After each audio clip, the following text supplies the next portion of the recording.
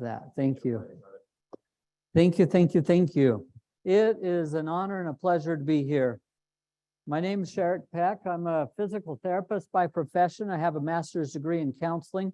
I'm not sure where those two go together, but I find that some days I'm doing more counseling than I'm doing therapy on people. We're going to talk a little bit about the science behind resonant healing, which really is the vagus nerve. In whatever century you lived in and whatever Eastern base or Western base philosophy you're talking about, the vagus nerve really is the communication of the healing system in the body. So I want to talk a little bit about that. And I just thought that's so great. I get to talk about the vagus in Vegas. It was just me thinking that that was funny, maybe, but that's so cool. So by way of a disclaimer, yeah,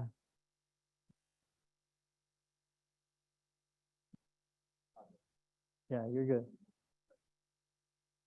Go.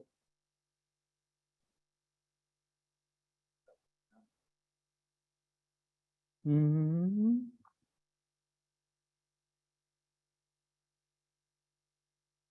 It looks right there, right? I've got a blank screen. It's blank, just plain blank.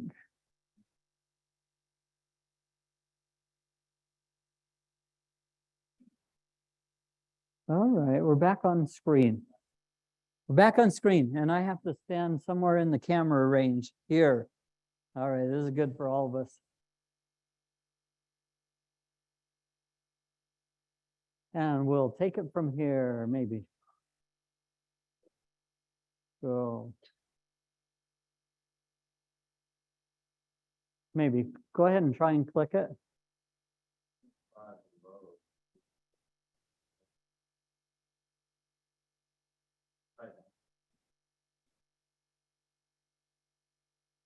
You know, it looks good. Interestingly, okay, we can click through some of these. These look like a lot of ways that we've approached healing in the past. We've found all kinds of ways to try and treat people. Some of them worked really well, and some of them didn't. One thing that we have definitely found is there is an energy to healing. Now, I've heard that over and over and over here, and you guys know that. I'm going to talk to you a little bit about something that I've come to find extremely fun, and that is a cool little property of that whole vagus system. By way of disclaimer, I hold the 4 patents on this device, but I don't think it was me that invented it. I had some really cool help. You should have copies of this. If you don't, we'll make sure that you do, or I'll post it up. But I'm not going to go through a few of these things here. I just borrowed it from a previous presentation. There's a lot of information out there about resonance and vibrational energy. You guys know that. Did you know this fellow, though? Does anybody know this guy? Walter Cronkite. This fellow, his name is Otto Lowy. Does this ring any bells? This is a really cool story. I'm not going to take the time to go clear through it, but I want you to understand that it involves frogs, and it involves connecting and snipping pieces and parts of the anatomy of the frogs and finding out that there's actually a substance that the vagus nerve tells to release into the body. Anybody know what it is? It's acetylcholine.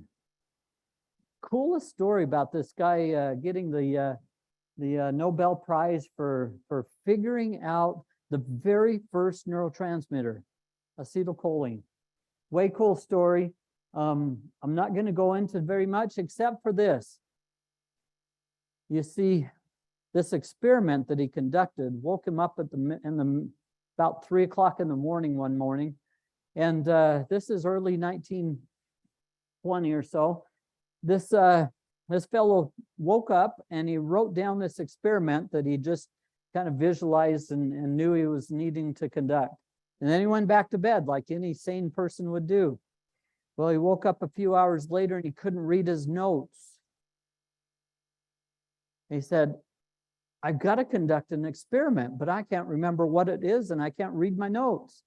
So he went around all day long thinking, I've got to understand what that was. It felt like an important thing. And the next night he had this same vision and understanding come to him. And he got up, middle of the night, conducted this experiment that helped him understand acetylcholine. Acetylcholine helped us to understand what one of the primary roles of the vagus system is, which is really cool. Anyway, read up on that sometime. It's quite a story. Everything around us responds to a vibrational signal, right? Thank you for sharing that. Those were beautiful slides. And entrainment, this is the concept where two oscillating systems, including myself and this horse, if it was real, because it could sense everybody's heart rhythm within about 25 feet. This is entrainment, where we start to synchronize with whatever is going on around us, or we don't, and we put up blocks, right? But entrainment, that's the concept there. HRV is an index of neurovisceral integration. There's no such thing as an average heart rate, but the variability between heart rate is the overall predictor of mortality. What that means is that if your heart speeds up when it's supposed to and calms down when it's supposed to, you're going to have a good long life. If your heart doesn't know when it should speed up and when it should slow down, it means that you've got disease setting in. So this lack of variability of beat-to-beat heart rate has become to reflect general autonomic dysfunction. This is important for animals, and most animals apparently possess a heart. There's a few that don't, and I didn't know that. I didn't know that.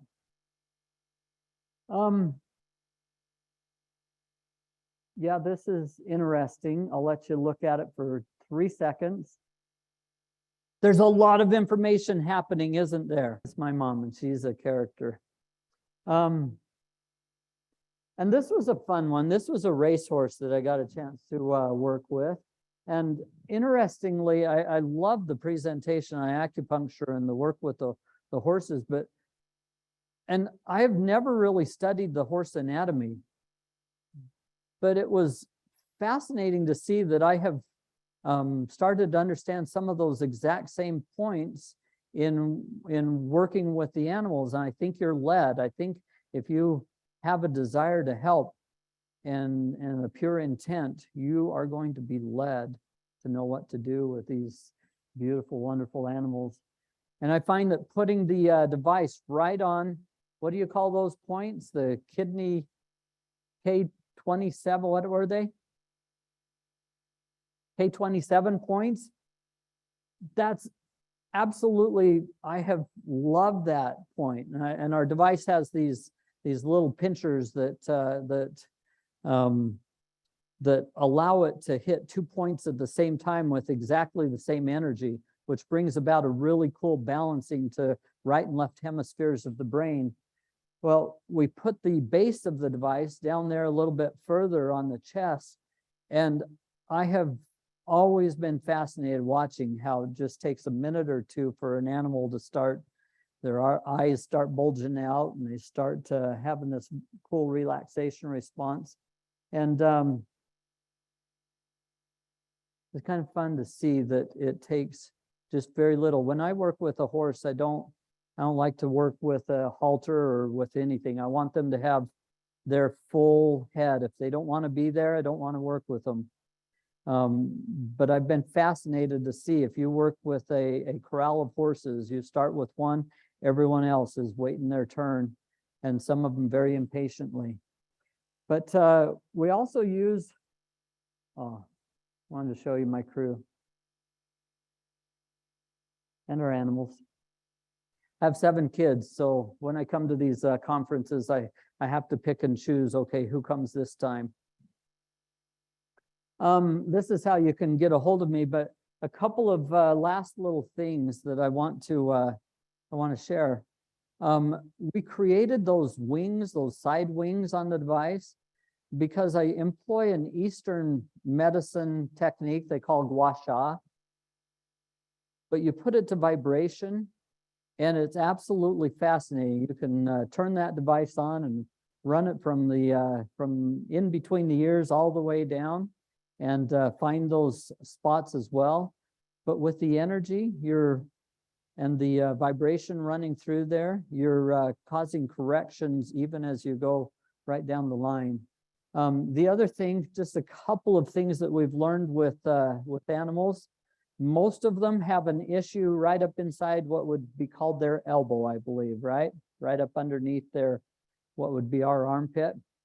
Anyway, you go on the inside of that thing, and in almost all of our horses that have been ridden really hard, they've got this washboard feel.